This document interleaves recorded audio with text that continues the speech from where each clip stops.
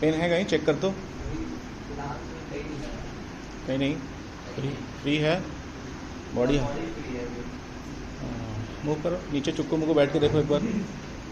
चुक्कू मुक्कू बैठ के देखो एक बार। ठीक है, अभी कुछ स्पाइन का एक्सरसाइज बताएंगे। ये थर्ड सेशन था, कैसा है अभी पेन आपका? पेन अभी बिल्कुल अच्छा लग रहा है। ठीक है। ये थर्ड सेशन है मेरा, अभी बहुत ही अच्छा फील हो रहा है, मतलब पूरा रिलैक्स फील हो रहा है। जहाँ पेन था अभी ना के बराबर फील हो रहा है। कुछ भी नहीं है? चलो ठीक है, नॉर्मल जो एक्सरसाइज है वो करते रहना है। ठीक है।